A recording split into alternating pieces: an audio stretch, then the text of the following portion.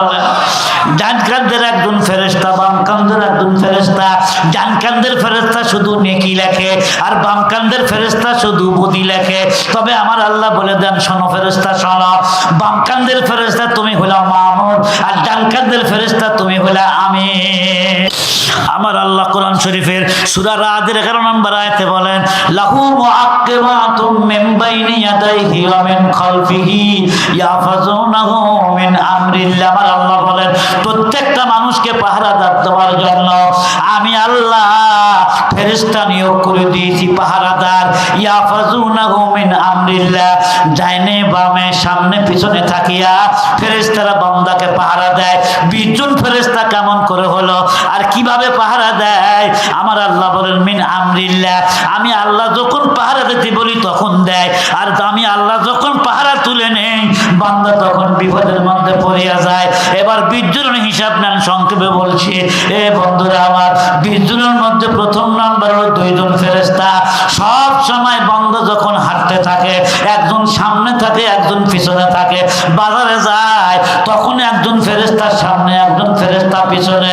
আবার যখন মসজিদে যায় তখন একজন ফেরেশতা সামনে একজন ফেরেশতা পিছনে। কেন আল্লাহ ফেরেশতা দেন?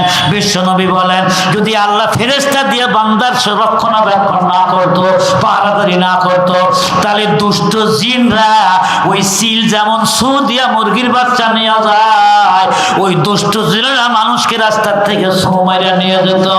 দুষ্ট জিন যেন না নিতে পারে এই জন্য আল্লাহ 24 ঘন্টা ফেরেশতা দিয়া বান্দাকে 2 জন ফেরেশতা দিয়া পাহারা দেয়। সুবহানাল্লাহ। 20 জনের কয়জন গেল? 2 জন।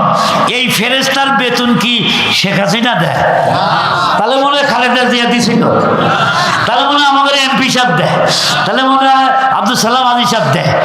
এই ফেরেশতার দেখাই যায় না তার বেতন দেবো কোন জায়গার থেকে। এই 2 জন ফেরেশতার ডিউটি 8 ঘন্টা না, 24 ঘন্টা ডিউটি করতেছে। 24 ঘন্টা ওদের খাওয়াও নাই নাওয়াও নাই।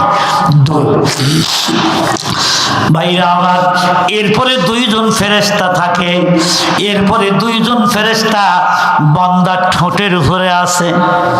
উপরের ঠোঁটে একজন, নিচের ঠোঁটে একজন। উপরের ঠোঁটে একজন, নিচের ঠোঁটে একজন বিশেষ ফেরেশতা। এই ফেরেশতাকে আল্লাহ কেন নিয়োগ দিয়ে রেখেছেন? মুফাসসিরিনে কেরাম বলেন, বান্দার অন্য আমল লেখার জন্য অন্য ফেরেশতা আছে, আর 2 ঠোঁটের উপর যে 2 ফেরেশতা আমি আল্লাহ রেখে দিলাম। এই ফেরেশতার কাজ হলো, বান্দা যখনই বলে আল্লাহুম্মা সাল্লি আলা মুহাম্মাদ ওয়া আলা আলি মুহাম্মাদ, পড়েন না কামা সাল্লাইতা আলা ইব্রাহিম ওয়া আলা আলি ইব্রাহিম ইন্নাকা হামিদুম মাজিদ। বান্দা যখন দরুদ শরীফ পড়ে, এই 2 ঠোঁটের রক্ষণাবেক্ষণকারী ফেরেশতা কি করে? এদের অন্য কোনো আমল নাই, মৃত্যু পর্যন্ত যত দরুদ শরীফ পড়বে এই ফেরেশতারা বিশেষ পন্থায় দরুদ শরীফগুলো হেফাজত করবে। হাসরের ময়দানে যখন নবীর সুপারিশ করবেন, হাসরের ময়দানে যখন নবী কাউসার পান করাবেন, ওই দিন এই ফেরেশতা নবীর সামনে দরুদ শরীফ পেশ করবে। মোহাম্মদ আনোয়ার হোসেন। কিরামা কাতিবিনা ইয়ালামুনা মা তাফআলুন ইন্নাল আবরারা লাফি নাঈম ওয়া ইন্নাল ফুজ্জারা লাফি জাহিম। আল্লাহু আকবার। ডান কাঁধের একজন ফেরেশতা, বাম কাঁধের একজন ফেরেশতা। ডান কাঁধের ফেরেশতা শুধু নেকি লেখে, আর বাম কাঁধের ফেরেশতা শুধু বদি লেখে। তবে আমার আল্লাহ বলে দেন, শোনো ফেরেশতা শোনো, বাম কাঁধের ফেরেশতা তুমি হলো মামুন, আর ডান কাঁধের ফেরেশতা তুমি হলো আমির। আমির মামুর তো বুঝেন আপনারা, মার্কাজের সামনে বসে আছেন। আমির কাকার মামুর কাকে বলে?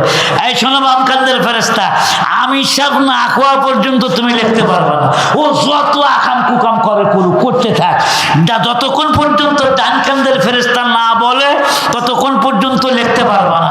আর ডান কাঁধের ফেরেশতা তুমি শোনো, তুমি আমার কাছ থেকে অনুমতি লাগবে না, তোমাকে পাইকারি অনুমতি দিয়ে দিলাম। আমার বান্দা একটা নেকি করার সাথে সাথে 10টা নেকি লেগে পড়ে। গ্রহণ করুন বন্ধুরা আমার। ডান কান্দের ফেরেশতা, আপনি মসজিদে যান না এখনো, খালি নিয়ত করছেন মসজিদে যাব, সাথে সাথে একটা নেকি লেখে। যখন মসজিদ পর্যন্ত আসেন তখন 10টা নেকি লিখিয়ে দেয়। মারহাবা খান। বাম কান্দের ফেরেশতা যখন দেখে এই আল্লাহর বান্দা একটা মিথ্যা কথা বললো, একটা গুনার কাম করলো, আমি সব লেখে ফেলাই একটা, আমি কিন্তু 10টা লিখবো না। কয় না, থামো, চুপ করো, এখন জোহরের নামাজের টাইম, একটা মিথ্যা কথা বলছে, যদি আসরের সময় আসিয়া নামাজ পড়ে আল্লাহর কাছে গুনাহ মাফ চায় তাহলে আর লেখাই লাগবে না। আর তাইবু মিনাজ যামবি কামাল্লা যামবা লাহু, বান্দা যদি খালি দিলে তওবা, খাঁটি দিলে তওবা করে, তার গুনাহই থাকে না। যদি গুনাহ মাফই হয়ে যায় লেখার দরকারটা তো বাকি। সুবহানাল্লাহ কোন। আসরের নামাজ হয়ে গেল তাও তওবা করে না, মাগরিব হয়ে যায়, 24 ঘন্টা পার হয়ে যায়, স্যার আমি সাপ 24 ঘন্টা গেছে, এখনো কি বসেই থাকবো? আচ্ছা ঠিক আছে, একটা লেখো, একটা, কয়টা লিখবে? এই ব্যবস্থাপনা দয়ালু আল্লাহ আমাদের জন্য করেছেন। সুবহানাল্লাহ। ভাইরা আমার শোনেন, এইভাবে ডিউটি পালন করতেছে 2 জন, তাহলে হলো কয়জন?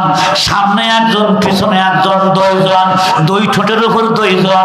তারপরে হলো ডান কাঁধে এক ফেরেশতা, বাম কাঁধে এক ফেরেশতা, কিরামান কাতিবিনা ইয়ালামুনা মা তাফআলুন। বন্ধুরা আমার শোনেন, তাহলে কয়জন হলো? 6 জন। এখন তো মেলা। কি সরকার? পারমনি কবার? হ্যাঁ, 2 চোখের উপর 2 জন ফেরেশতা। কুল্লুল মুমিনিনা ইয়াগুদ্দু মিন আবসারিহিম ওয়া ইয়াহফাযু ফুরুজাহুম যালিকা আসকা লাহুম। আল্লাহু আকবার বলেন। এ বন্ধুরা রে আমার, 2 চোখের উপর 2 জন ফেরেশতা আল্লাহ কেন নিয়োগ করে রেখেছে? সারা দিন যখন আমরা চলাফেরা করি, বাসের মধ্যে চললে প্যাসেঞ্জারের সাথে প্যাসেঞ্জারের ঘষা টসা লাগে কি লাগে না? হাতের সাথে কতবার ঘর্ষণ লাগে, পায়ের সাথে ঘর্ষণ লাগে, পিঠের সাথে ঘর্ষণ লাগে, লম্বা মানুষ হলে মাথার সাথে ঘর্ষণ লাগে, দুটো কথা কর না, ঠিক না ঠিক? কানের সাথে ঘর্ষণ লাগে।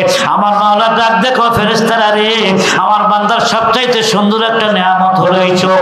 এই চোখ দিয়ে বান্দা কোরআন শরীফ পড়ে, এই চোখ দিয়ে বান্দা হাসরের ময়দানে আমাকে দেখবে, এই চোখ দিয়ে আমার দিদার পাবে আমার বান্দা। ও ফেরেশতা, 24 ঘন্টা ডিউটি পালন করে যাবে, আমার বান্দার চোখে যেন কোনো আঘাত না লাগে।